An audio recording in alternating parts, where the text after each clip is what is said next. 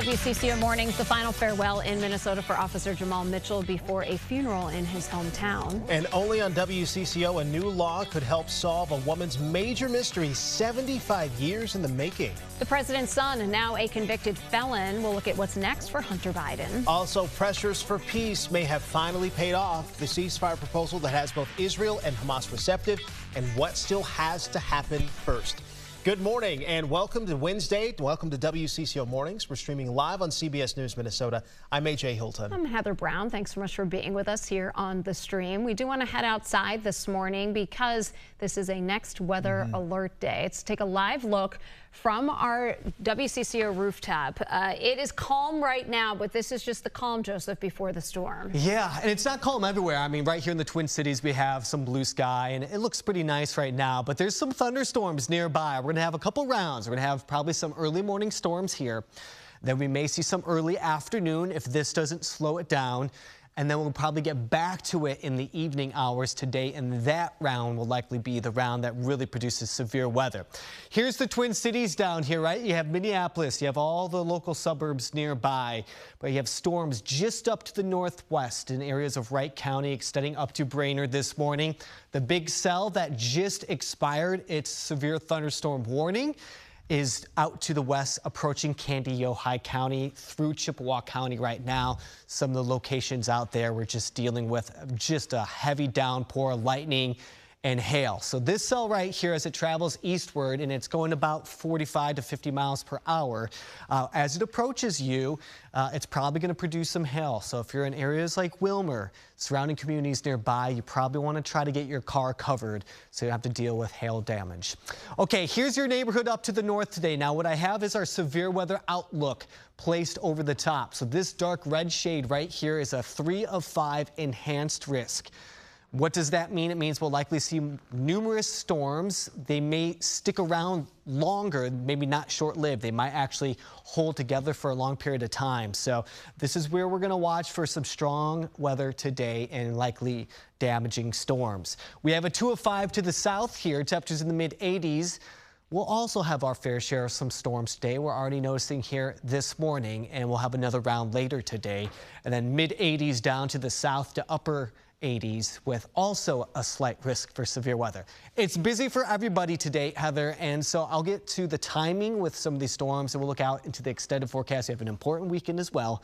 I don't want to skip over that, so I'll have that coming up in about 10 minutes. Sounds good. Joseph, thank you. As Joseph mentioned, we know it's raining in some parts of Minnesota, but in Bloomington this morning, things are looking really good. Lots of sun out here on your next drives. This is 169 right at Old Shakopee Road. Starts to get busy right about this time of morning, but across the metro, we are seeing a lot of green. No crashes to report now from MnDOT. Should be good to go if you are headed out the door right now. Let's go ahead and get to our top headlines this morning, because today the state of Minnesota prepares to bid Officer Jamal Mitchell of the Minneapolis Police Department farewell one last time. We love you. We miss you. We will honor your legacy forever. He was the hero that the city of Minneapolis needed. It is not how he died that make him truly heroic. It is how he lived his life as a man. This was Jamal's purpose, to reach down and pick you up. We know the memorial service for the fallen officer was just the beginning of a show of support for him and his family. Well, after yesterday's service, people lined up waiting to pay their respects. We're all one family. We're all one team. And to show Officer Mitchell and his family, like, hey, we're all here. We all see you, and you matter to us. So Pauline Lee is live for us at Minneapolis International Airport this morning. This is where the body of Officer Mitchell will be flown for one final funeral service. Pauline? Yeah, that's right. In just a matter of hours, an honor flight will escort Officer Mitchell's body back to his childhood home of New Haven, Connecticut. Now, here at the airport was really the culmination of that whole goodbye. This goodbye to a hero. A 30-mile procession ended here yesterday after hundreds of community members lined the streets and the overpasses to say goodbye and thank you to our fallen hero. Tomorrow will mark 2 weeks since he was killed while trying to help a man who ultimately shot him. At his funeral services, we learned the day before he lost his life, he saved a life while off duty. He noticed a child struggling to stay afloat in a community pool and without hesitation jumped in to help.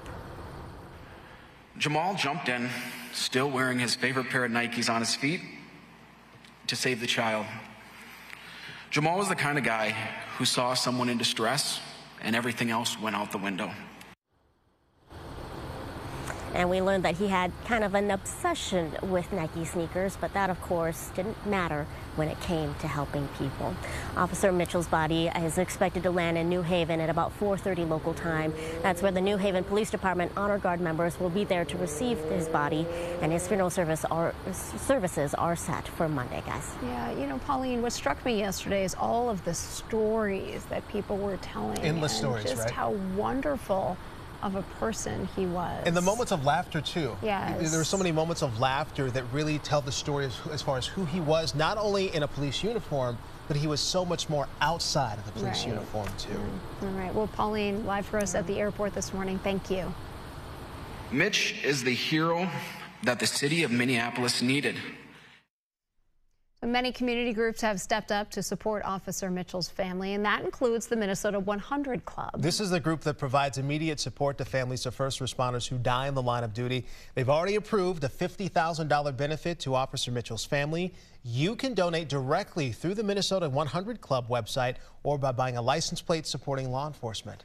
Now to a dramatic new image of an ambulance that went up in flames with a patient in the back. Oh, my. And this fire led to a crash and more people needing a ride to the hospital. So EMTs, this is just across the border in North Dakota, so right near Fargo. They managed to get the person out of the ambulance before it was engulfed.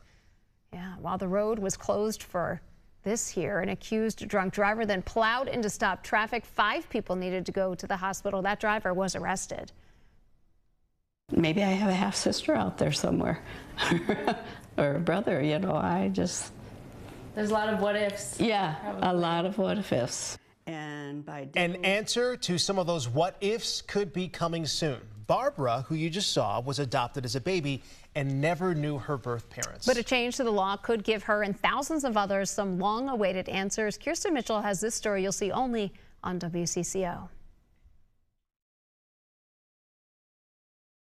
Mail. Perhaps you tossed it out, but for about 150,000 Minnesotans, this signifies the chance to finally get answers to lifelong questions. I'm writing to notify you the results of the search. At 75 years old, Barbara Mine is still searching for answers. I don't remember when I was told I was adopted, but 5 days old, my adopted dad met my birth mom in a corner in North Minneapolis, and he handed her money and she gave me to him.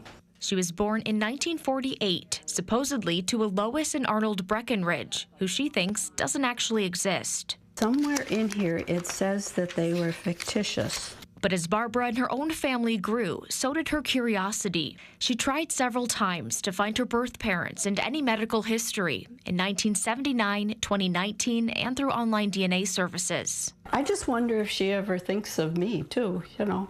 Thanks to a new state law, after July 1st, she may get answers. I'm afraid that they're going to unseal it and then just give me the names that I do have. For the first time, adopted people can receive copies of their official birth records even without permission from their birth parents. It means a lot. They'll include the names of birth parents, adopted person's name at birth, the place of birth, and any additional details. For past and future adoptions, birth parents can submit this form indicating whether or not they want to be contacted and any additional notes they want to add. Maybe I have a half sister out there somewhere or a brother, you know, There's a lot of what ifs. Yeah, probably. A lot of what ifs. Regardless of the outcome, Barbara is remaining cautiously optimistic. I don't know. We'll see. In Chaska, Kirsten Mitchell, WCCO News.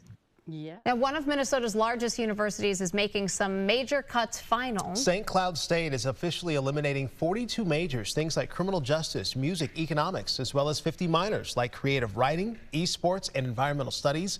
The acting university president, Larry Lee, says only about 8% of students are enrolled in those programs, and they will be able to finish their degrees. There will still be 94 degree programs available for incoming students. Lee says serious measures needed to be taken to address some massive money problems. Most of our inefficiency, unfortunately, is found in our academic program because we spend more to deliver our academic program than any other mid-state university. Lee says St. Cloud State is in a far worse position than other Minnesota State universities because it was slow to lay off faculty as enrollment declined. But in these finalized cuts, 54 faculty members will lose their jobs.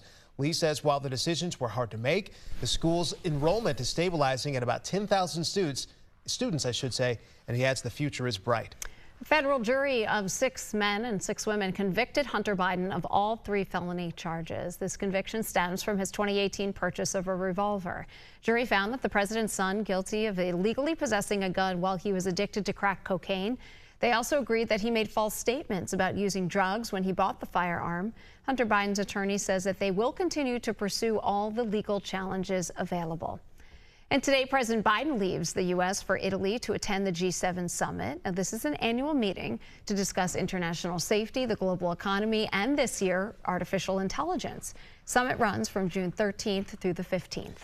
It's an important step closer to peace in Gaza. Israel is signaling it may be ready to formally sign President Joe Biden's 3-stage ceasefire deal. Now, once agreed upon, the ceasefire plan would roll out over several weeks. It would include commitments like an eventual full Israeli withdrawal from Gaza, along with the release of all remaining Hamas-held hostages. Short statement attributed to the Israeli Prime Minister's office reaffirmed support for the U.S. proposal, saying that the plan allows Israel to achieve its goals.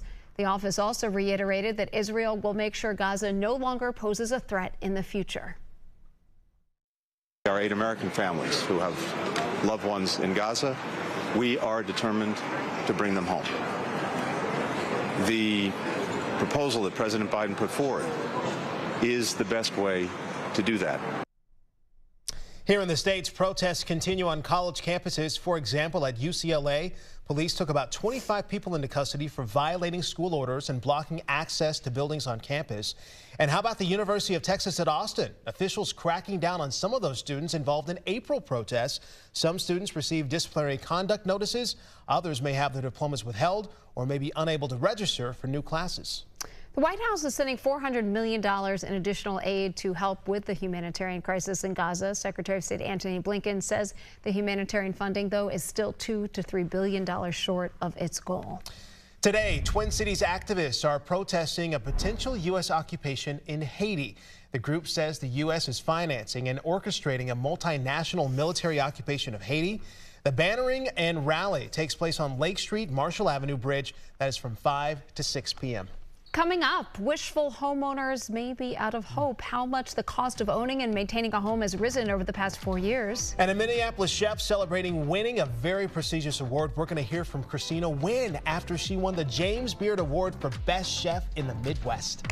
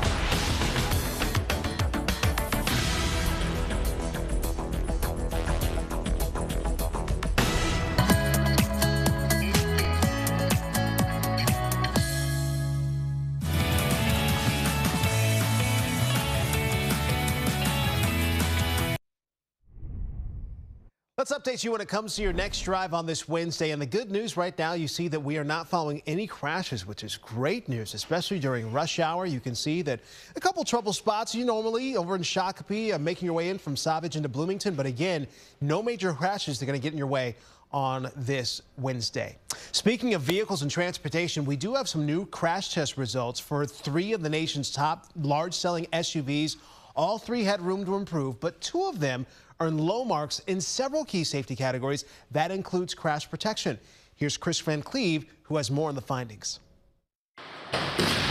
The latest crash tests from the Insurance Institute for Highway Safety focus on large SUVs, finding the best-selling Chevrolet Tahoe and Ford Expedition fell short in several categories and underperformed in a front crash test more than 90% of new vehicles have scored well on since 2021. Bigger doesn't necessarily equal safer. That is right. What these tests have told us is that having a bigger, heavier vehicle does not always mean safer. IIHS Vice President Raul Arbelais. What we've seen over the years is that when manufacturers do not perform well in these tests, they quickly pull their engineering and design teams together, make the changes. While the Jeep Wagoneer earned a top safety pick for its overall performance, in new tests focused on crash protections for rear seat passengers, none scored well. IIHS found all 3 showed a risk of chest injuries in a collision. The Chevy's pedestrian collision avoidance system underperformed, failing to stop before impact in some tests and earned a marginal rating, while its headlights scored poor. All 3 earned a good rating in side impact crash tests. Jeep, in a statement, cheered its top safety pick ranking. Ford says the Expedition meets or exceeds regulatory requirements and is the only vehicle in the segment to achieve a 5-star overall vehicle score from safety regulators. And General Motors says it's confident in the safety of the Chevrolet Tahoe and will look to incorporate these latest findings into our new vehicle designs. Chris Van Cleve, CBS News, Phoenix. Well, the hidden costs of home ownership are continuing to quickly rise. According to a new bank rate study, U.S. homeowners are now paying an average of just over $18,000 a year on things like property taxes, homeowners insurance, maintenance, energy, and other expenses that are linked to owning a home. That's a 26% increase from 4 years ago. Bankrate also found the per month cost of owning and maintaining a home, it is up. As our weather patterns become more severe, insurance companies are losing money and rethinking plans on how to get paid. Tonight in Talking Points, Esme Murphy looks at how damage from big storms is causing insurance rates to soar. And some companies are, matter of fact, reconsidering whether to even offer insurance in our area. The industry blames climate change. The effects of climate change are really having their most direct and financial impact to people as it relates to insurance. You can watch Talking Points tonight and tomorrow night at 6:30 and 9:30 on CBS News Minnesota. On Fridays, the show posts to YouTube for on-demand viewing.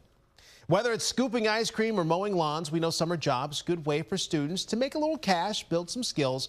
More than 2 million high school and college students expected to work summer jobs or internships this year. Industry's hiring for those right now. That includes leisure, hospitality. You know these categories. Retailers, camp counselors, lifeguards, of course, babysitters. Now, those last 3 categories are especially in demand among summer communities, too.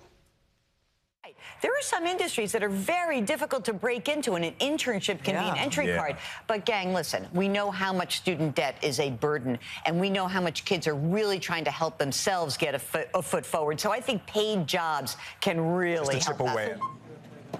I love listening to Jill. Summer employment also a great way for teens and college students to build skills and determine what kind of workplace environment appeals to them. This leads us to our question of the day. You have a summer job growing up? What was it? Do you have a favorite summer job? Let us know. Chime in right now. Scan the QR code on your screen. I expect us to get some good responses here. We're talking summer jobs. Favorite summer jobs, first summer jobs. You can go to WCCO.com/connect as well. We'll check back in with you about favorite summer jobs or first summer jobs in just a little bit. This is a great story. Local business celebrating this morning after receiving a prestigious honor. And the winner is Christina Wynn. I mean, you see the announcers, how excited they were. A big congratulations to Christina Wynn from Hi. Monday night, she won her first James Beard Award for Best Chef in the Midwest, and Minneapolis chef Ann Kim presented her the award. Wynn had been nominated in this category 5 times before she won. She thanked all of her teams, her husband, and her parents. Take a listen. When we started our restaurants, the most that a Southeast Asian restaurant could ever hope for was best cheap eats, and I feel like we've come a long way. So this is an honor. Thank you. Just moved to tears. She also thanked the James Beard Awards for recognizing the value of immigrant food. Hi, if you're not familiar, it is located in Northeast Minneapolis. Go check it out. Still to come, we do want to update you on our weather because we do have the next weather alert that's been put in place for today.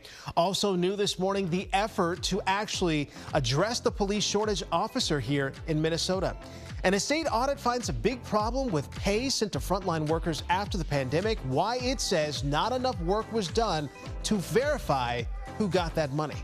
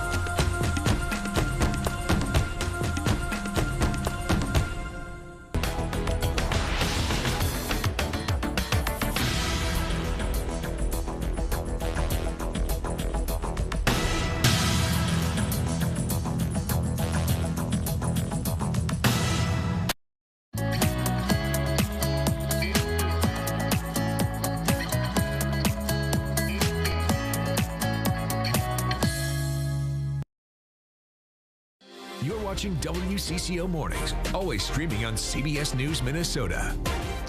Well, good morning. I'm meteorologist Joseph Dames. We do have a next weather alert in place for today. Severe weather expected, and we already have some storms here this morning that are getting on the stronger side. So we'll start off with a severe thunderstorm warning out towards Candy-Ojai County, moving in towards Wilmer. This is until 7:30. The main threat here is going to be some hail. We've already had reports of hail over an inch that have been sent into us. And so this is going to be those cluster of storms that we're going to keep an eye on this morning. Showers and storms to the north of us. Just some passing clouds around the Twin Cities here early this morning. Again, this is looking at the hail tracker. Just coming in at pea size, but we have reports of larger hail than that. Severe weather outlook for today has been shifted and adjusted a little bit from even this morning. That enhanced risk up to the north, which is going to be likely numerous storms and longer lasting storms, now shifted more so to the east, does include areas like Brainerd. And we have a 2 of 5 risk here all day today for the Twin Cities and extended down to the southwest. In your neighborhood up to the north today, that does include Grand Rapids, Hackensack, down through Brainerd there in that 3 of 5. Be ready for some strong storms later today, especially. Anoka today, a high of 86, Waconia at 85, and Mankato today coming in at 85 degrees as well. All right, here's a brief window of what we could expect in the Twin Cities. Go to CBS News Minnesota for more.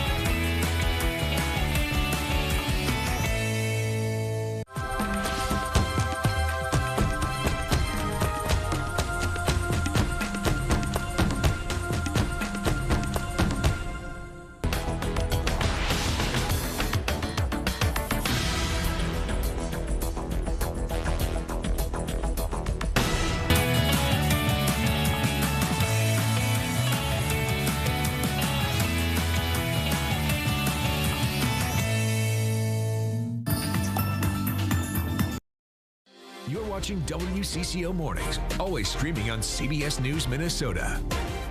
Next on WCCO Mornings, we are following breaking news. A deadly shooting early this morning on the east side of St. Paul. We'll run through what we know so far. Minnesota will say their final goodbyes today for Minneapolis police officer Jamal Mitchell. The funeral service planned for him in Connecticut. Also, the allegations of sexual abuse cover-up within the Catholic Church in St. Paul. Those accusations said to come to light today. And the ethics hearing today happening about embattled State Senator Nicole Mitchell, who is facing felony burglary charges. Hey, thank you so much for joining us on this Wednesday. I'm AJ Hilton. And I'm Heather Brown. We do want to head outside this morning, take a live look, because this is a next weather alert day. You can see the clouds are rolling on in here in downtown Minneapolis. Rain has already started in some parts of the state, but the bad stuff, at least for the metro area, that's going to be later on today, Joseph. Yeah, that's likely going to be a little bit later, probably afternoon and more so in the evening hours for us.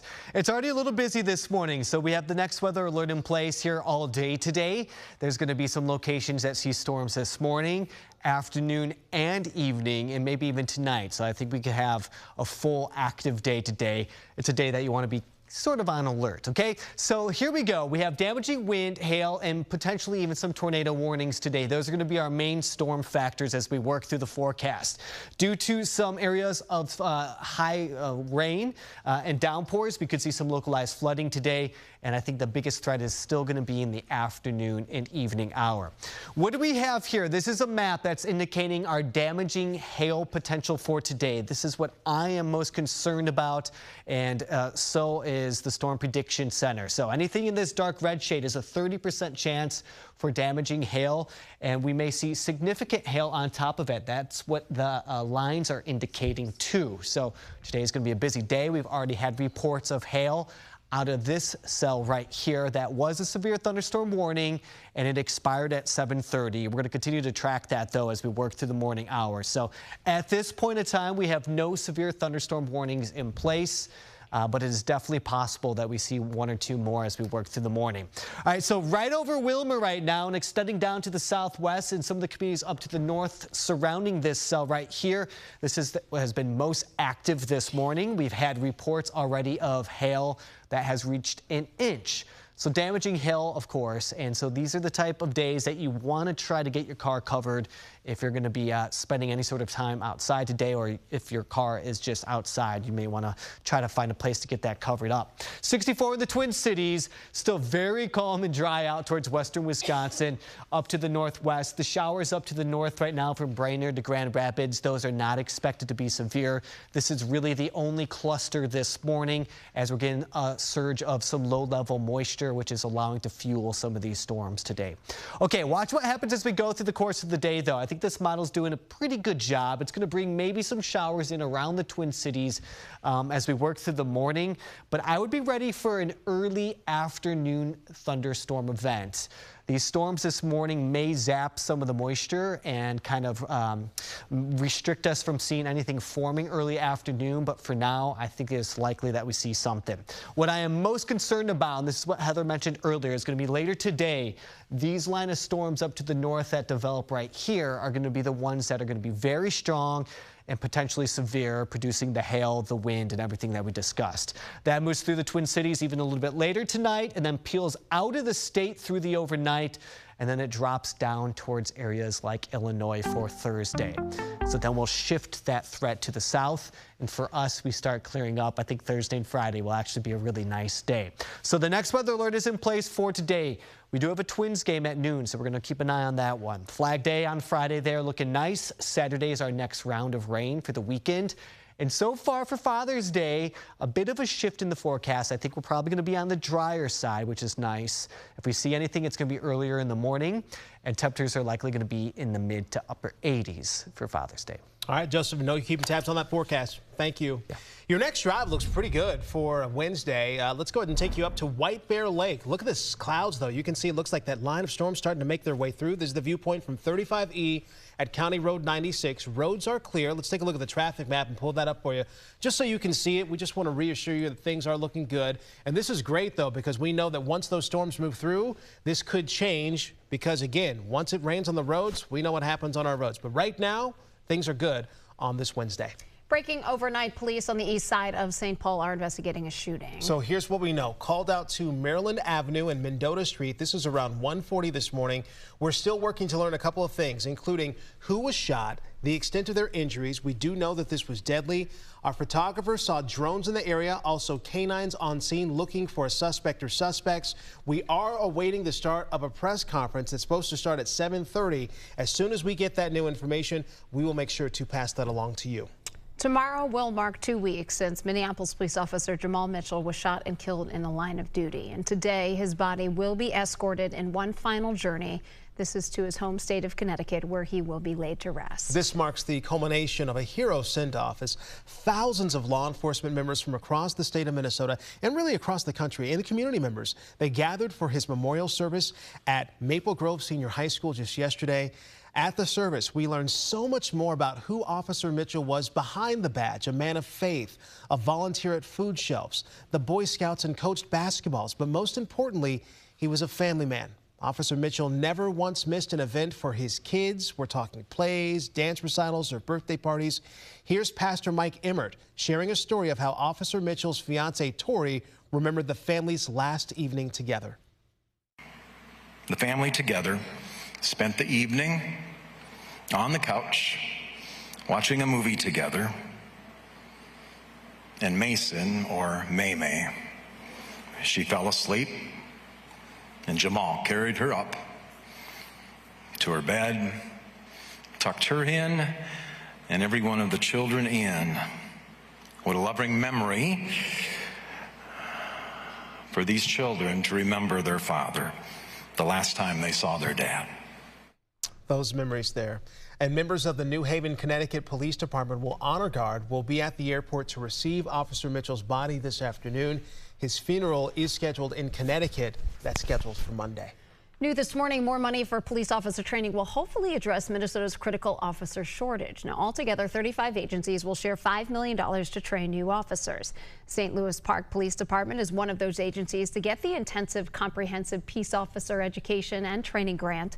Right now, police are trying to combat shortages by looking at candidates with a non-traditional employment history. Happening today, we are expecting to hear more about allegations of attempts to hide abuse in the Catholic Church in St. Paul. Several people who say they're victims of clergy sex abuse accuse the Twin Cities Catholic Archbishop of supporting at least 6 credibly accused child molesting priests. They'll be announcing who those accused priests are later today. The group is meeting outside the St. Paul Cathedral. It's happening at 1:30 this afternoon. A Burnsville family is heartbroken after the deadly shooting of an 8-year-old boy. Cherish Edwards says that her son, Amir Hardin, was shot last week trying to protect her from his violent father. She says Amir's father accidentally shot Amir when trying to shoot her. Well, afterwards, Amir's father turned the gun on himself and is now in the hospital in critical condition. Cherish is remembering her son as a bright light, a goofball, and a gifted athlete. Very happy little boy. He was courageous. He was a leader, a protector of his siblings. He was my biggest cheerleader. Every day I go to work, say, "Have a good day, Mommy. I love you." City spokesperson says if Amir's father lives, criminal charges will be considered. Now, Cherish does have an online fundraiser for moving expenses and other bills. We are focusing on childhood protection this morning because it can happen in an instant. Little hands on a gun, we know they can have deadly consequences. This year alone, there have been at least 86 unintentional shootings by children, resulting in more than 30 deaths. That's according to the organization Every Town for Gun Safety. Emergency medicine doctor Keisha Frazier-Doe with Children's Healthcare of Atlanta says a key to prevention is properly storing a gun. Remember these 3 things. Keep guns unloaded, 1. 2, keep them unloaded, locked, and separately from ammunition. She also says every parent should ask about guns before allowing their child to go to another home. Say, hey, how do you store your firearms? Or do you have an unsecured firearm in your home? Or do you keep your guns locked up in your home?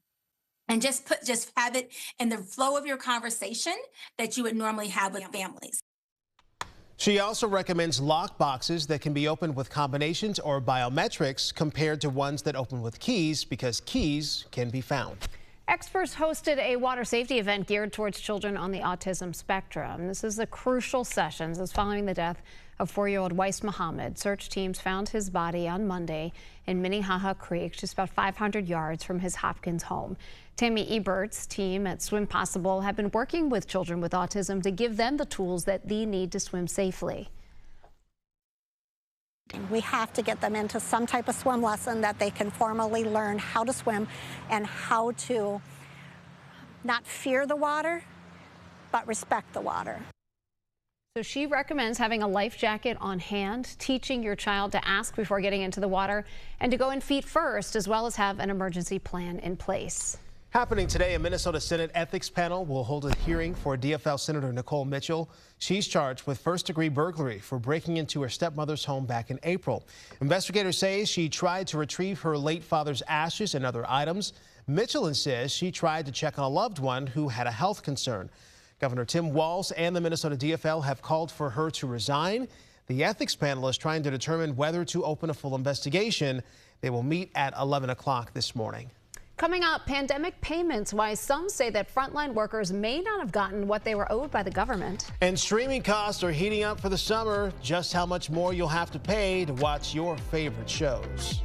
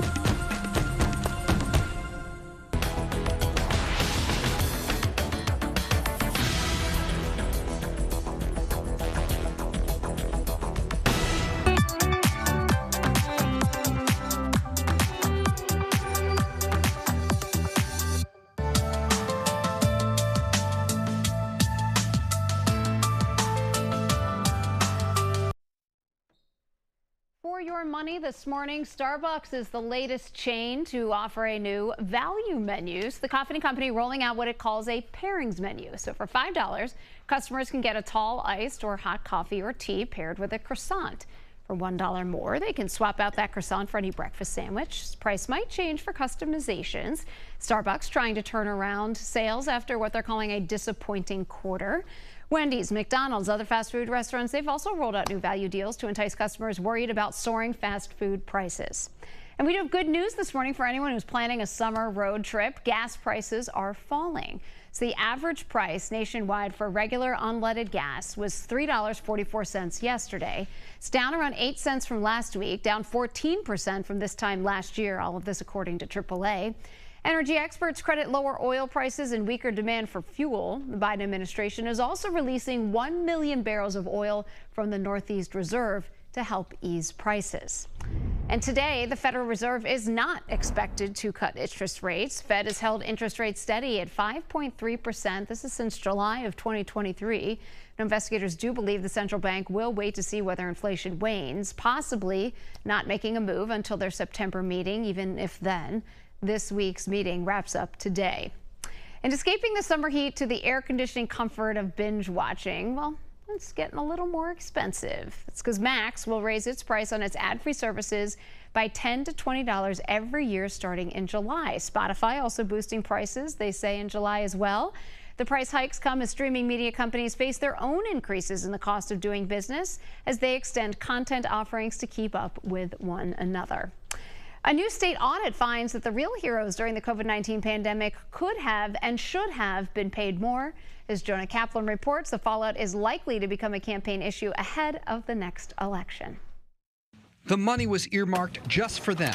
$500 million for the countless Minnesotans who worked on the front lines of the COVID-19 pandemic. Roughly 1.2 million people applied, about 1 million of them approved.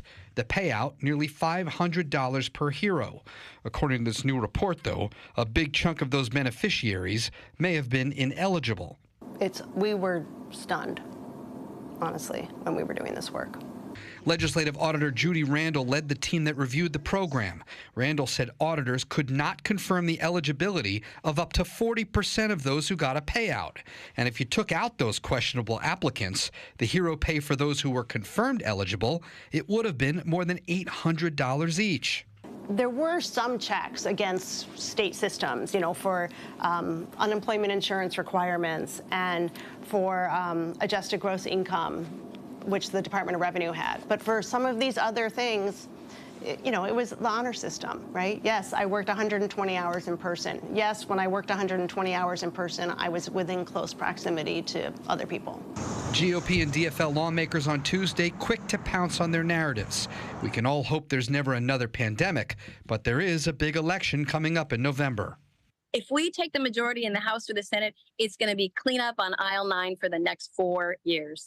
We put this program in place to provide resources for those workers that were on the front line, that put their lives on the lines for all Minnesotans, and we did exactly that. In St. Paul, Jonah Kaplan, WCCO News.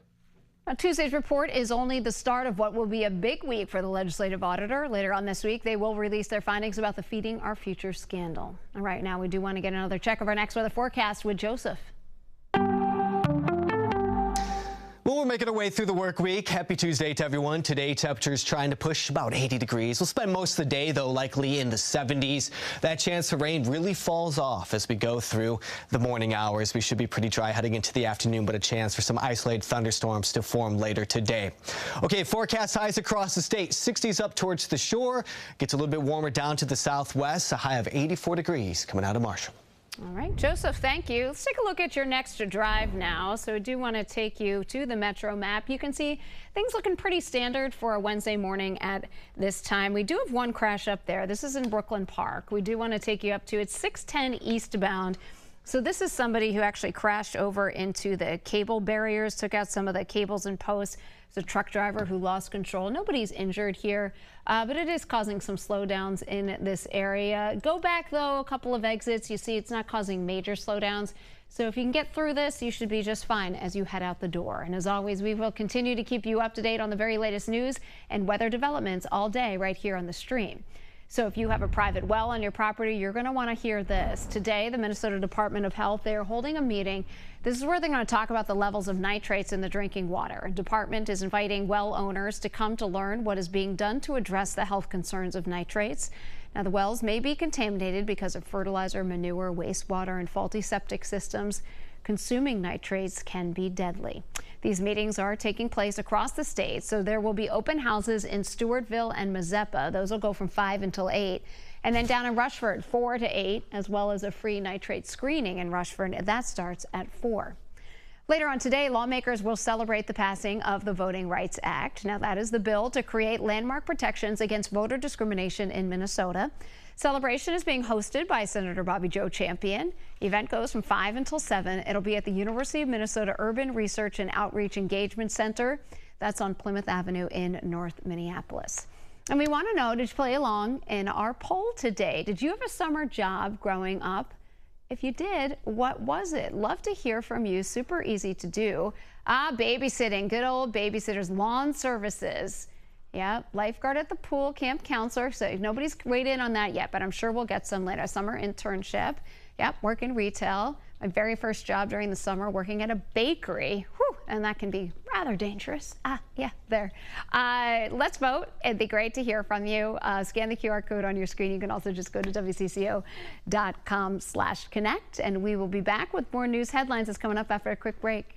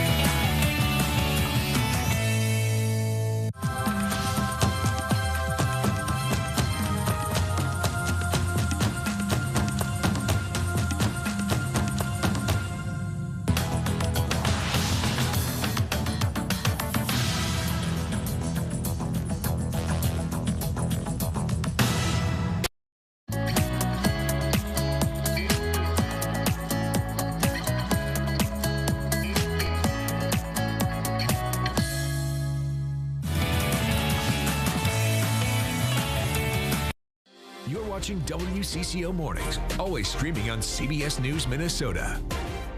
Well, good morning, too. It's 7:56. We do have a next weather alert day. I'm next weather meteorologist Joseph Dames.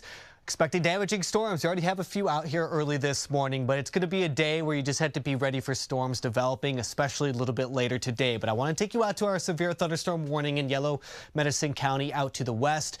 These cells have already produced reported hail, so this is going to be our main factor here early this morning. There's a possible severe thunderstorm watch. It's about a 20%, so it's unlikely, but anything that does form in this area here that kind of clips the southwest section of the state has the likelihood of seeing some strong wind, lightning, obviously some downpours and hail. So this is until 8:30 a.m. as that cell does push to the east, but you can tell and we have a lot going on even into areas like Candy-Ojai County. In fact, here's one of those photos that was sent in. This is from Kylie over in Watson this morning. Look how large that hail is. So it could be damaging if you have the opportunity or you have the option to maybe cover your car. Today is a good day to do that. All right, all day today we will be watching for severe weather. This is a change from last night. We now have a 3 of 5 enhanced risk up to the north. It's also shifted since this morning.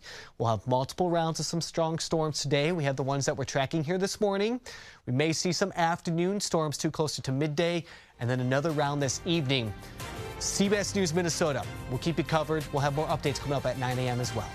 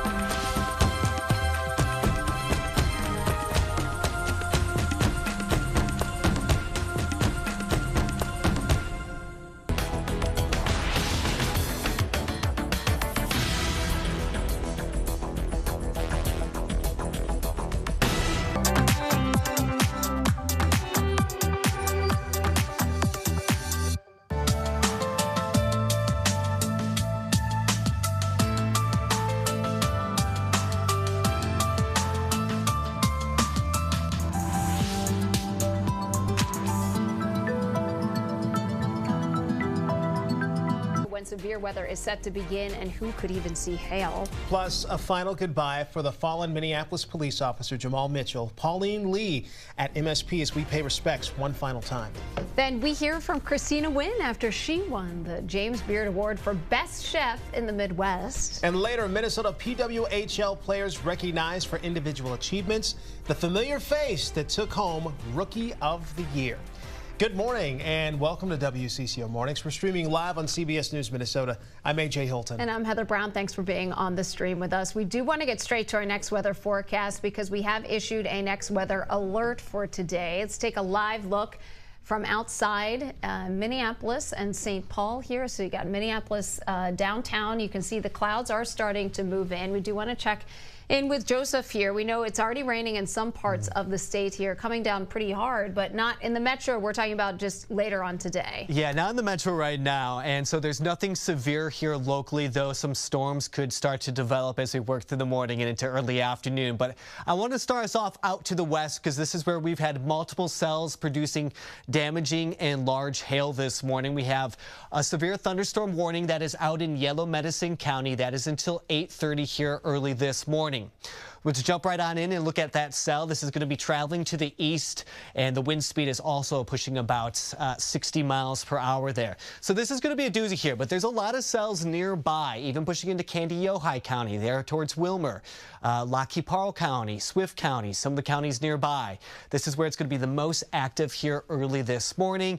If you have the option to move your car indoors or something that you do not want to get damaged from hail, today's the day to do it. Hail is going to be our main storm factor. Now, there is about a 20% chance that we have a severe thunderstorm watch implemented here for the southwest. It's pretty unlikely, but just know that we will be tracking those cells here early this morning. It does not include areas to the east if that is to happen, but there could be some things shifting and adjusting today. It's going to be one of those dynamic days as far as our forecast goes. I mentioned the hail out west. This was a photo that was sent in from Kylie Brady out in Watson from the cell earlier this morning that was warned. As you could tell, this is, a large piece of hail here, over an inch. So this is one report that was shared with us this morning. It's going to be a stormy start to the day, and that is why we have a next weather alert in place due to damaging storms likely on and off today in multiple rounds. This is a change from last night, even a change from this morning. We have a 3 of 5 risk, an enhanced risk here with our severe weather outlook all the way up to the north, and then the orange shade is 2 of 5 slight risk for today.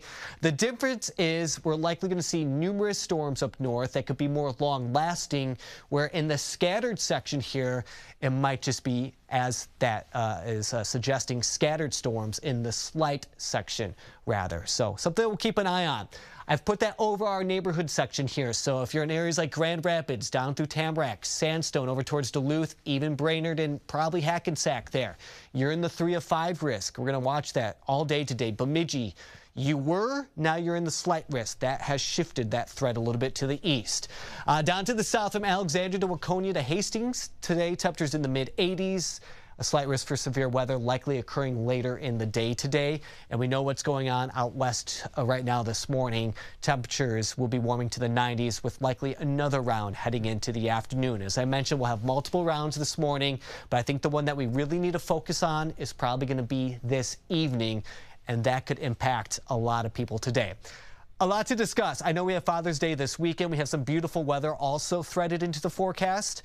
I'll break that all down coming up in just a few minutes. All right, Joseph. Yeah, we're looking forward to the weekend. Thank you. Let's check out your next drive. And right now, we do want to pull up the traffic map just to show you things are okay for the most part metro-wide. However, we do want to focus on one crash that's taken place. This is going to be over in Brooklyn Park.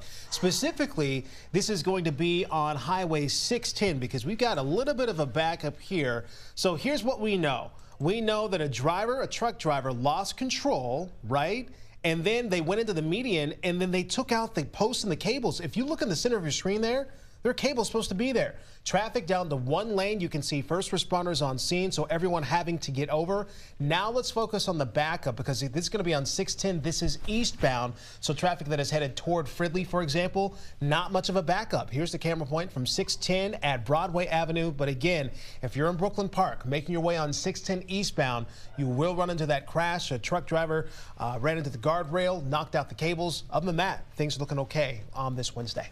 Now to breaking news overnight. Police on the east side of St. Paul just gave an update on a man who was shot and killed. So police were called out to Maryland Avenue at Mendota Street. It's about 1:40 this morning. Officers found a man suffering from several gunshot wounds. He was pronounced dead at the scene. Drones and canines tried finding a suspect or suspects, but police say they have had no luck so far. Now, all St. Paul police will tell us right now is that they are investigating a homicide. Police spokesperson said they have been called to 10% fewer cases of gunshots fired so far this year compared to last. Any violence like this, though, is dangerous. Anytime somebody in our community picks up a gun to settle their differences, anybody can be impacted by those rounds, and it's very concerning in the sense that, yes, the people being shot at, but also the people that live in these neighborhoods. The ripple effect of gunfire in a neighborhood isn't just contained to that person being shot at. It affects everybody. The Ramsey County Medical Examiner will identify the victim. St. Paul police are asking you to give them a call if you have any information about this shooting. And today, the state of Minnesota prepares to bid Officer Jamal Mitchell farewell one last time. We love you. We miss you. We will honor your legacy forever. He was the hero that the city of Minneapolis needed. It is not how he died that make him truly heroic. It is how he lived his life as a man. This was Jamal's purpose, to reach down and pick you up.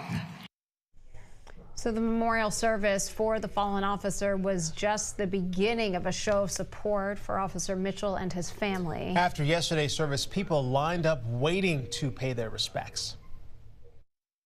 We're all one family. We're all one team. And to show Officer Mitchell and his family, like, hey, we're all here. We all see you, and you matter to us. Our Pauline Lee was at MSP International Airport this morning, where the body of Officer Mitchell will be flown for one final funeral service. Yeah, that's right. In just a matter of hours, an honor flight will escort Officer Mitchell's body back to his childhood home of New Haven, Connecticut. Now, here at the airport was really the culmination of that whole goodbye. This goodbye to a hero. A 30-mile procession ended here yesterday after hundreds of community members lined the streets and the overpasses to say goodbye and thank you to our fallen hero. Tomorrow will mark 2 weeks since he was killed while trying to help a man who ultimately shot him. At his funeral services, we learned the day before he lost his life, he saved a life while off duty. He noticed a child struggling to stay afloat in a community pool and without hesitation jumped in to help. Jamal jumped in, still wearing his favorite pair of Nikes on his feet, to save the child.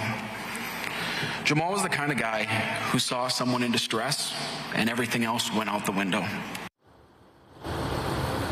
And we learned that he had kind of an obsession with Nike sneakers, but that, of course, didn't matter when it came to helping people.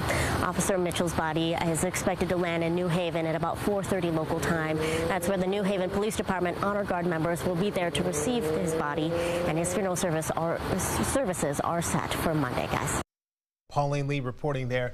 We also know that many community groups have stepped up to support Minneapolis police officer Jamal Mitchell's family. That includes the Minnesota 100 Club. So this group provides immediate support to families of first responders who have died in the line of duty. They've already approved a $50,000 benefit to Officer Mitchell's family. Now you can donate directly through the Minnesota 100 Club website or by buying a license plate supporting law enforcement. It's 8:09 and we've got crazy images of an ambulance that went up in flames, and it had an ambulance in the back. And to this fire, it led to a crash and more people needing a ride to the hospital. So here's how this all unfolded. EMTs just across the border in North Dakota managed to get that person out of the ambulance before it went up in flames. So the road was closed for this, right? Well, an accused drunk driver then plowed into the stopped traffic and 5 people had to go to the hospital. We understand that driver was arrested. State Attorney General Keith Ellison has reached a $700 million nationwide settlement against Johnson & Johnson, and Minnesota will see about $10.5 million of that money. So this was over the manufacturing, marketing, and selling of talc baby powder products. Lawsuit says that they misled customers on the purity. It accuses Johnson & Johnson of knowing that the mining for its products was not guaranteed safe.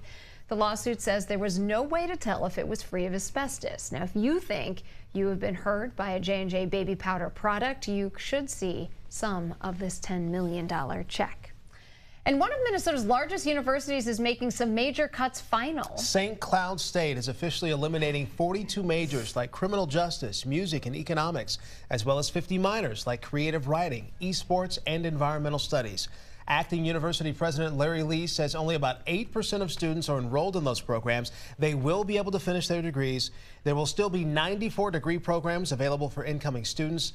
Lee says serious measures had to be taken to address some massive money problems. Most of our inefficiency, unfortunately, is found in our academic program because we spend more to deliver our academic program than any other Mid-State university. Lee says St. Cloud State is in a far worse position than other Mid-State universities because it was slow to lay off faculty as enrollment declined. But in these finalized cuts, 54 faculty members will lose their jobs. Lee says while the decisions were hard to make, the school's enrollment is stabilizing at about 10,000 students. He adds the future is bright.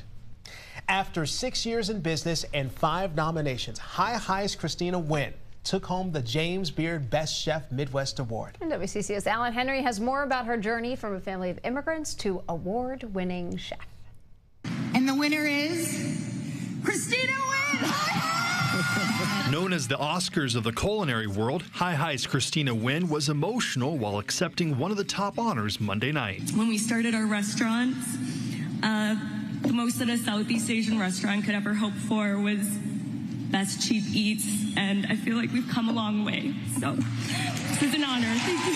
Well, good luck getting a reservation at High High. I think that's months out now. Angie Whitcomb with Hospitality Minnesota wasn't surprised to hear Christina won. Minneapolis has a great food scene, and the only reason we're able to have a great food scene is because our restaurant owners and operators like Christina pour their heart and soul into what they do. That hard work is something Christina referenced in her acceptance speech. The daughter of immigrants who fled Saigon during the Vietnam War, Christina is a self-taught chef who went from starting a food truck to operating 2 restaurants in the last decade. It's a big lift, and it's every day. It's a grind, and it's your own personal money. It's your own personal sweat and tears, and it's building a team around you that's going to believe in your dream as well, and then supporting them and taking care of them so they can help you build your dream. Thank you to my parents who have always had my back. As refugees from Vietnam, they had to start their lives over from scratch when they moved here with no warning, and they've taught me that anything is possible, to not be afraid. Alan Henry, WCCO News. Big congrats to her. So well deserved. You can find the episode of our Savor Asia series featuring Christina Nguyen by clicking on this story on our app or at WCCO.com. One Minnesota native gets a career in recognition. Coming up, how the state of hockey raised Grace Zummelwinkle to win big. Then a local gets a call up and will be the starting pitcher for the Twins, and the Lynx have an Olympian. That's all coming up next in sports. I'm just going to leave this on for you.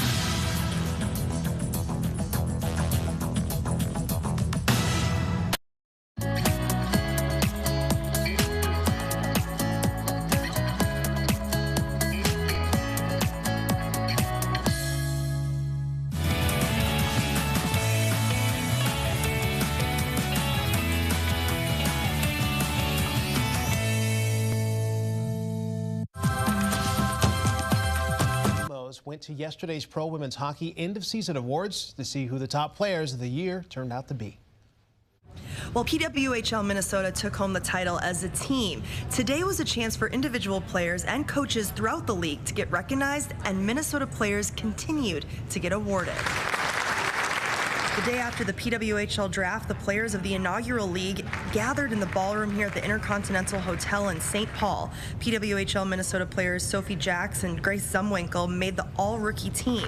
Then Grace took home one of the biggest awards, Rookie of the Year. Here's what she had to say about it. Growing up in the state of hockey, you go to a Wild game and you're like, oh, okay, this is professional hockey, but it's all guys. And so the biggest or highest level that you would go see is maybe a Gopher game. And I think now seeing the little girls come to the PWHL games, it's just like you have something to dream for, and I think the fans have been awesome here in Minnesota, and I hope that it'll only be increased next year. The biggest award of the night went to Toronto's Natalie Spooner, who got the MVP award presented by Billie Jean King herself. This awards ceremony officially marks the end of the first ever PWHL season. The new season starts this fall. In St. Paul, Marielle Mose, WCCO Sports. Can you imagine you get an award from the one and only the GOAT, Billie Jean King? What an honor. Another celebration happening last night, this one for the Minnesota Twins. It was a luncheon in Lakeville to honor the longtime broadcaster Dick Brimmer. The charity also being recognized. The 30-Day Foundation was started by local musician Mick Sterling. It raises money for families that need help with paying bills, a worthy cause, which our own Mike Max had the honor of emceeing. While there, Maxie asked Dick what his early months of retirement have entailed. Listen to what he said. I'm very flattered, humbled, and that's kind of been a microcosm of what the last few months have been like. It's been a wonderful blessing to run into Twins fans and hear that I had an impact in their lives. In more ways than one. He's had an impact on several Minnesotans' lives. By the way, speaking of Maxie, here he is with more of what's coming up today in sports. Good morning. A big day for the Minnesota Twins. They've split with the Colorado Rockies, one of the worst teams in the National League. Today, Game 3, the rubber game of the series. Pablo Lopez pitching for the Twins, 12:15 first pitch. The Minnesota Vikings are back at minicamp for those players with 4 years or less experience. So many of the rookies populated. So too does Sam Darnold, the veteran quarterback, trying to get some more reps in. Now, up here this week is Dante Culpepper. He's up playing golf in a charity tournament for the Vikings. That's part of their alumni get-together. He also had a chance to meet with J.J. McCarthy, and he gave his assessment of the Vikings rookie quarterback. He's a solid young man, and he's going to even be a better quarterback, I think. And he has a lot of upside and a lot of ability. I've been watching him in college, and I love what he brings to the table. He's in preparation mode right now, and he's going to be good. Big high school tournament day today. State lacrosse kicked off yesterday. State golf and play today, and state baseball starting tomorrow. Highlights of all of the above this week and tonight at 6 and 10 on WCCO TV. For CBS News Minnesota, I'm Mike Max with a morning look at sports. Maxie, as always, we appreciate it. Want to update you when it comes to your next drive. Let's take a look at the traffic map. We did have that crash in Brooklyn Park on 610 eastbound. The good news, I'm just taking a look at the camera there. That looks to be cleared, which is definitely good because that was creating a little bit of a backup. But for the most part, this is typically what we see in the morning. No real slowdowns to get in your way on this Wednesday. Still to come, severe storms are moving across the area this morning. That's why we are in a next weather alert. So Joseph Dames will let you know the areas you'll need to watch out for. And a deadly chemical being found in Minnesota's water, where you can go today to protect your family. And some new data this morning on the efforts to address the police officer shortage that's right here in Minnesota. It's all coming up next.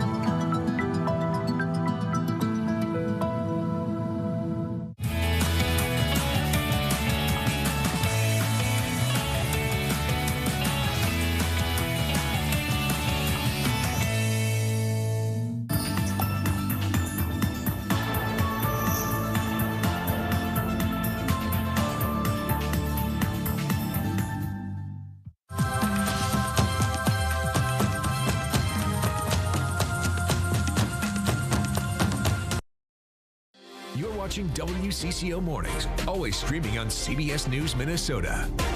Well, good morning and thank you for joining us. I'm Pauline Lee. Joseph James will have your next weather forecast in just a minute. But first, happening today, a Minnesota Senate Ethics Committee will be holding a panel for DFL Senator Nicole Mitchell. She's charged with first-degree burglary for breaking into her stepmother's home in April.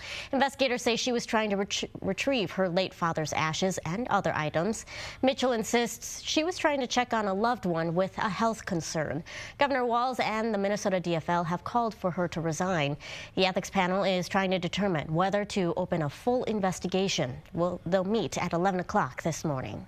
And today we're expecting to hear more about allegations of attempts to hide abuse in the Catholic Church in St. Paul. Several people who say that they were victims of clergy sex abuse plan to speak. They accuse the Twin Cities Catholic Archbishop of supporting at least 6 credibly accused children molesting priests. The group plans to meet outside of the St. Paul Cathedral at 1:30 this afternoon. Taking a live look outside right now, live look at 610 eastbound at Broadway Avenue.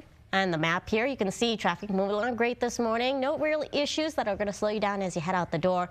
But the weather, we are keeping an eye on as some maybe potentially strong storms move in. Let's check in with next weather meteorologist Joseph James. Yeah, that's right, Paula. We have a next weather alert today because of the strong storms that we're expecting to grow more so this afternoon, evening. But even this morning, we do have this cluster of storms down to the southwest. We still have a severe thunderstorm warning for Yellow Medicine County. That is until 8:30 as I zoom on in. These cells are going to produce a lot of lightning here as we're loading in some of that data, and that is what you saw. Some very heavy rain and the possibility, again, of some damaging wind and also some hail. You can kind of see that this is collapsing on the Twin Cities. We have ranges to the north. This will be falling into the Twin Cities now as they move to the east. They're kind of losing some of their energy, so not expecting anything severe, but be ready for some rain here this morning. I have 86 degrees this afternoon.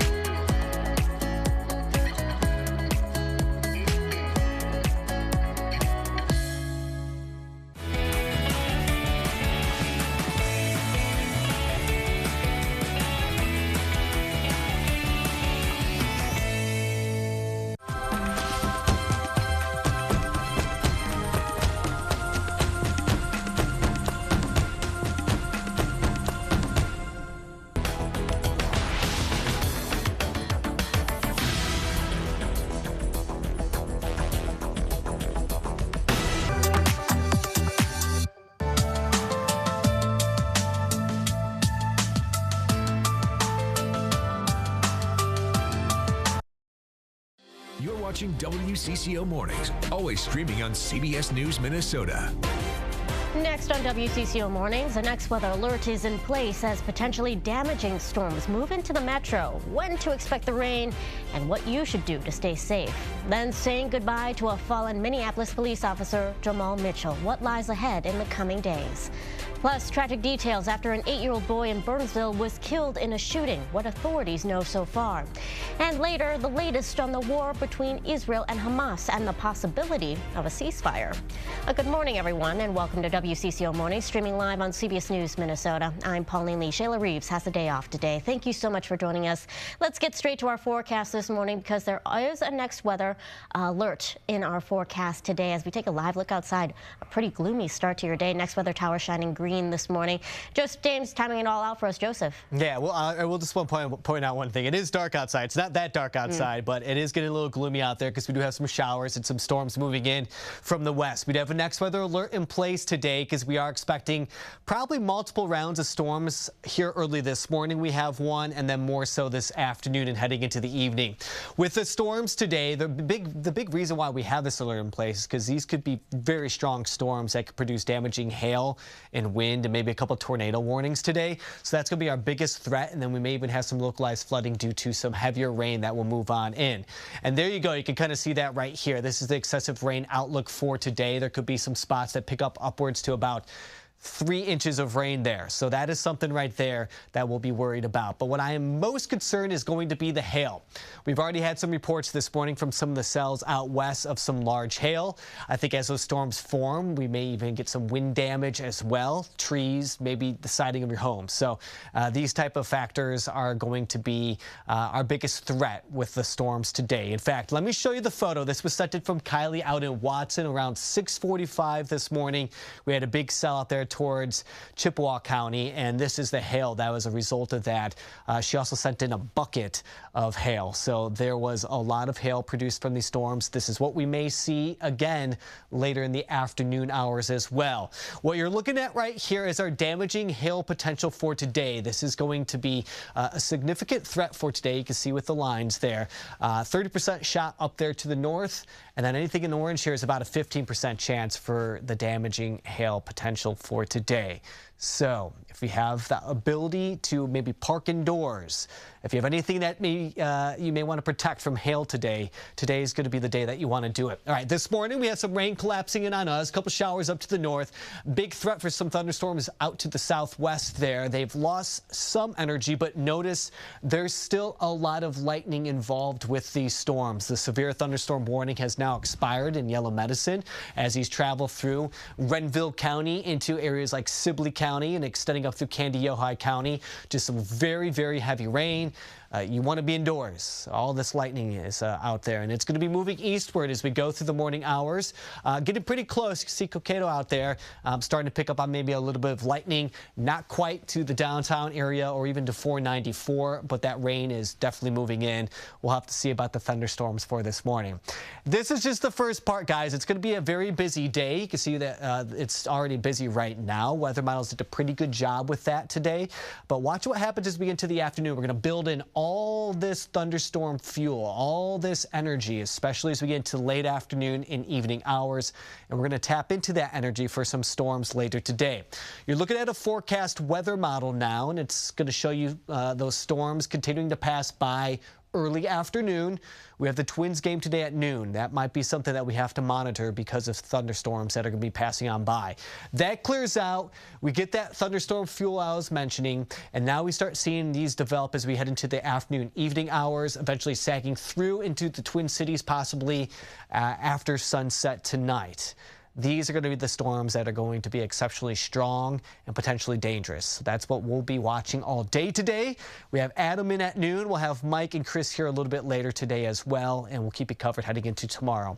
All right, Thursday should be fairly dry and a nice day, and that goes for Friday as well. I think we wrap up the week with some really nice weather.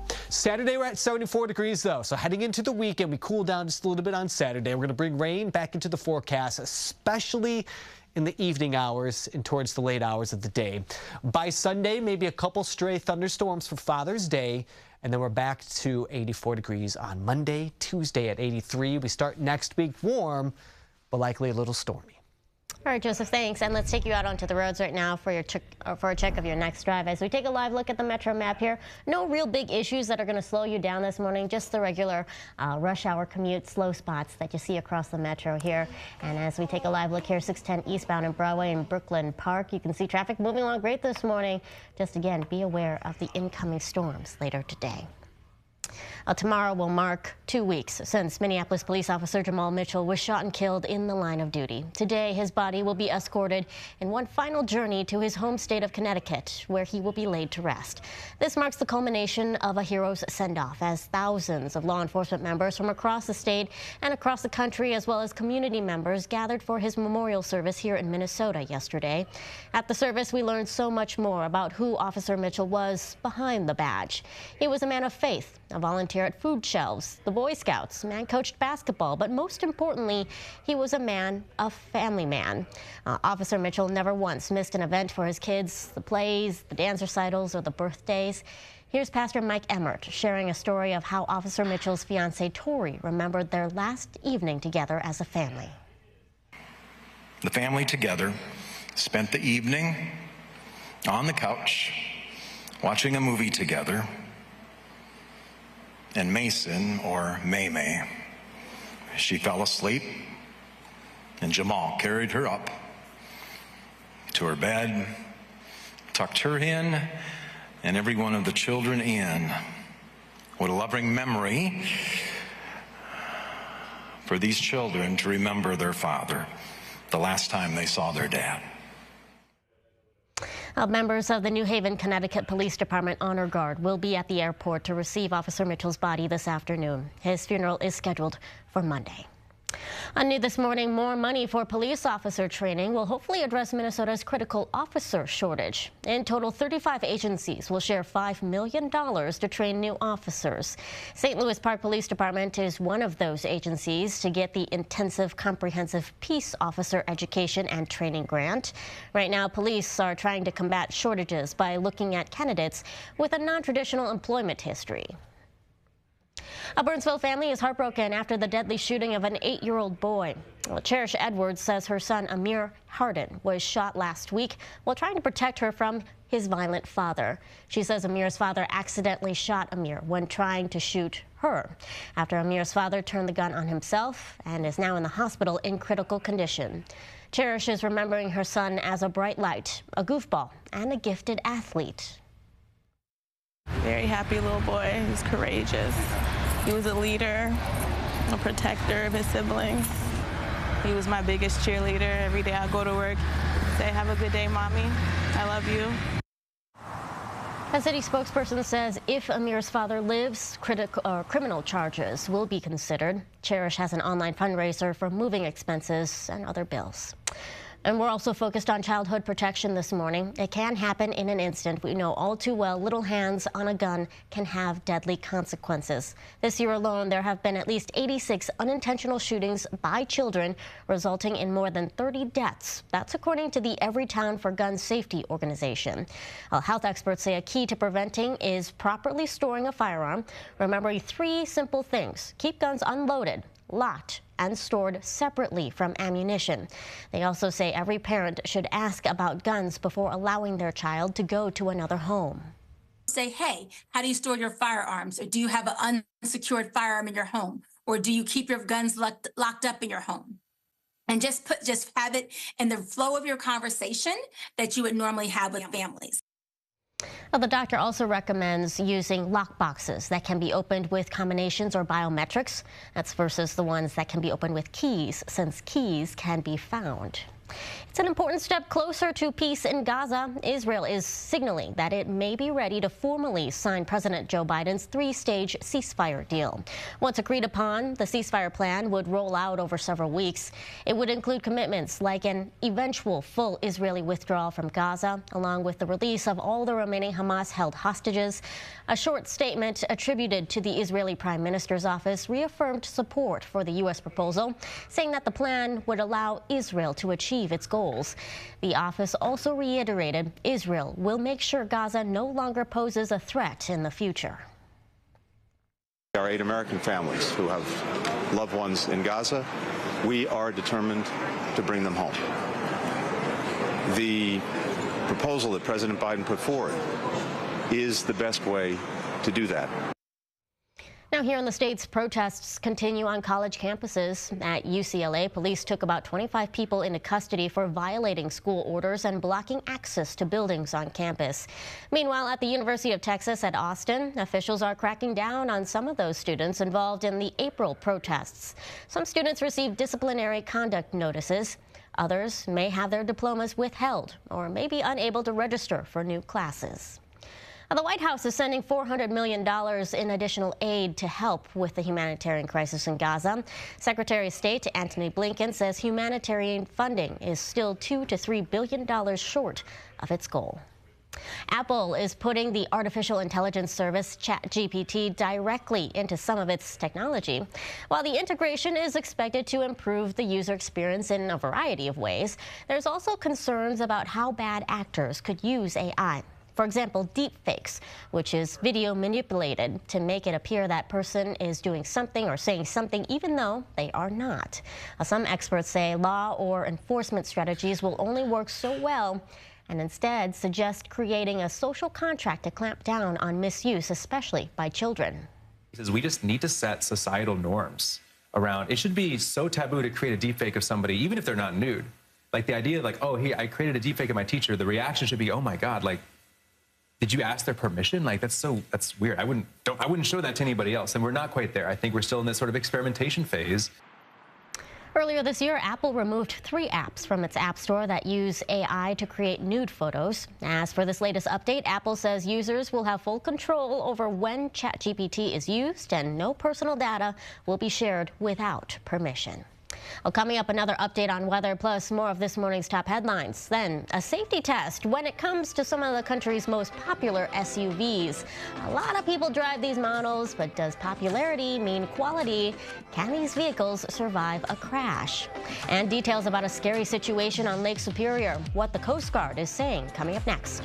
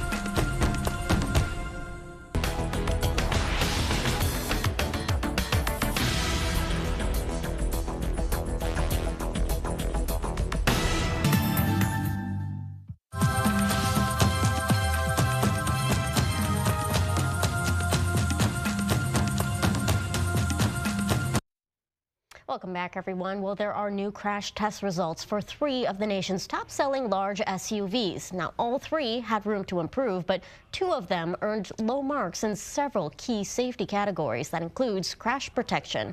Chris Van Cleve has more on the findings. The latest crash tests from the Insurance Institute for Highway Safety focus on large SUVs, finding the best-selling Chevrolet Tahoe and Ford Expedition fell short in several categories and underperformed in a front crash test more than 90% of new vehicles have scored well on since 2021. Bigger doesn't necessarily equal safer. That is right. What these tests have told us is that having a bigger, heavier vehicle does not always mean safer. IIHS Vice President Raul Arbelais. What we've seen over the years is that when manufacturers do not perform well in these tests, they quickly pull their engineering and design teams together, make the changes. While the Jeep Wagoneer earned a top safety pick for its overall performance, in new tests focused on crash protections for rear seat passengers, none scored well. IIHS found all 3 showed a risk of chest injuries in a collision. The Chevy's pedestrian collision avoidance system underperformed, failing to stop before impact in some tests and earned a marginal rating, while its headlights scored poor. All 3 earned a good rating in side impact crash tests. Jeep, in a statement, cheered its top safety pick ranking. Ford says the Expedition meets or exceeds regulatory requirements and is the only vehicle in the segment to achieve a 5-star overall vehicle score from safety regulators. And General Motors says it's confident in the safety of the Chevrolet Tahoe and will look to incorporate these latest findings into our new vehicle designs. Chris Van Cleve, CBS News, Phoenix. Something to think about. New details now about that ship that had a big scare on the Big Lake. Turns out it probably did not hit something in Lake Superior. Instead, the Coast Guard says new evidence suggests a stress fracture in the hull. The ship was carrying taconite, which was taking on water over the weekend with nearly 24 crew members on board. After several hours, it managed to make it to port in Thunder Bay without losing any cargo or polluting the water. Let's take a live look outside again. As you can see, it looks darker than it actually is outside. Nonetheless, there are clouds outside as we are awaiting some rain and some potentially severe storms. So let's check in with next weather meteorologist Joseph Dames. We'll have a next weather alert in place for our Wednesday, expecting multiple rounds of some damaging thunderstorms for today. A few in the morning, maybe around in the afternoon, and then we're also watching heading into the evening hours today for those storms to develop. Any of those storms may produce hail, strong wind, and may reach severe levels. We do have a severe weather outlook of a slight 2 of 5 risk of 3 of 5 up north. Joseph, thanks. And now let's take a look at your next weather lens and see what's happening in your neck of the woods. Check this out. Storm clouds. Ooh, that looks like kind of like a neat wall cloud maybe forming. This is from Matthew and Marietta. He says that there was a lot of rain, a lot of lightning going on when he took this. I hope you were safe when you took this picture, but pretty cool and ominous looking at the same time. And this one here from Johnny in Wayzata. Oh, look at that. Cotton candy skies cannot beat Minnesota sunsets. Absolutely beautiful. If you see news or weather in your neighborhood, do share your pictures, do share your videos with us anytime. You can find us at WCCO.com/photos. All right, another check of your next drive this morning as we take a live look at outside. This is Highway 610 here in Brooklyn Park. As you can see, traffic moving along great. Midnight not really reporting any issues that are going to slow you down this morning. So all in all, good to go as you head out the door. Just make sure you have the umbrella with you or make sure you are back at home before this evening, before the storms roll in. Did you play along in today's poll? We asked you earlier, did you have a summer job growing up? What was it? So let's hear what you had to say. Alexa says, being a summer camp counselor was one of the best experiences of my young childhood and would highly encourage everyone to take the opportunity up if given the chance. Oh, summer camps always sound fun, and the counselors make it happen, right? Christopher says, I catered weddings in the summer all through high school. Saw a lot of cringe-worthy speeches, but a lot of sweet moments as well. Hard work, but mostly good tips. Oh my gosh, I wish I had a summer job. Did not take advantage of the summer jobs though. Thank you so much for chiming in, everyone. As always, we will continue to keep you up to date on the latest news and weather developments right here all day on the stream. Coming up on mid-morning today at 9, a delicious way to celebrate Father's Day. We are making French bread pizzas with Love That Olive. Cannot wait for that. Thank you so much for joining us today on the stream. We'll be back with more news and weather headlines coming up after a quick break.